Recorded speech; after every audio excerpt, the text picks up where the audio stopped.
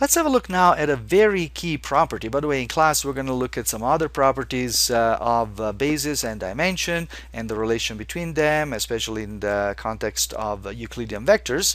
But those are going to be pretty much very, pretty. I don't want to say simple because nothing is simple until you understand it. But some fairly basic examples and exercises having to do with basis and dimensions. But this key property is very, very important. It may look like a duh kind of thing at this point, but it is very important, simple to prove, and it's going to have lots of consequences later. And the property is the following. Let's say that we have a basis for a finite dimensional vector space. Of course, it has to be finite dimensional, otherwise the basis would be infinite, right? So let's say we have n vectors, and these form a basis for some vector space. Okay?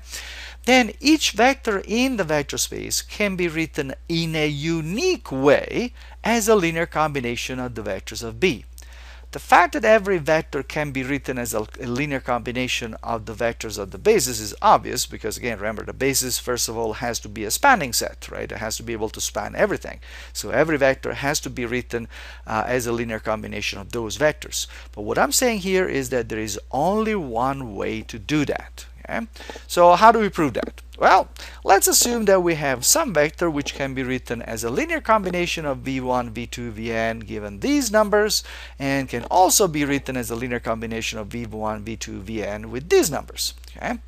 Now, what I claim is that those sets of numbers cannot be different. So a1 has to be equal to b1, a2 has to be equal to b2, and so on and so on. So there is only one way of doing that.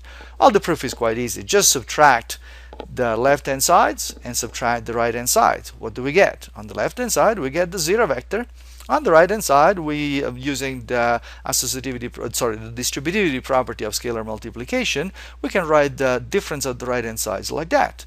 But remember, v1, v2, vn form a basis, which makes them independent.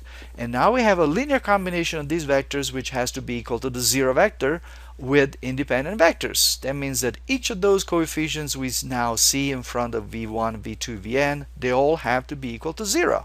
And therefore, that means that the fact that these are independent implies that a1 has to be equal to b1, and a2 has to be equal to b2, and so on up to the last one, as I just claimed. So what we have here is that if we have a basis, once again, each vector not only can be written as a linear combination of those vectors, but you can do that in only one way, which means that those numbers have a very special role for that vector in this particular basis. So we're going to give it a name. Now, so the coefficients of W in the unique linear combination that we've seen. Sorry, I just realized now the W in the lettering in the sentence there is not written in the same font. It is the same W as the one you see in the formula. Okay, so the coefficients of W in this unique linear combination are actually called the coordinates of W with respect to that basis. And this is the sense in which this is a blast from the past. We're used to coordinates from way back junior high school, probably. You've learned this word coordinates, and for vectors so far, even for Euclidean vectors, we've called them components, we've called them something else, but we haven't used the word coordinates with respect to vectors and vector spaces. Well, here it is, they're back.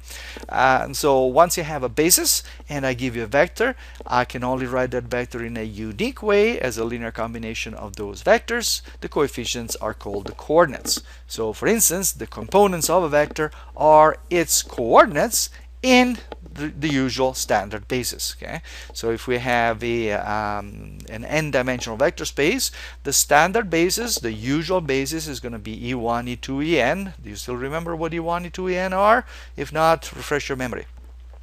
And the components of that vector are going to be exactly the coordinates in these spaces. And one of the exercises that we're going to do in class, and I encourage you to start doing right now, is to see how you can find coordinates of a given vector with respect to any other basis, not just the standard basis. Which means, of course, first of all, that you'll have to figure out how to identify a basis. Now, you should be able to do that based only on what I've said in this class, in this lecture.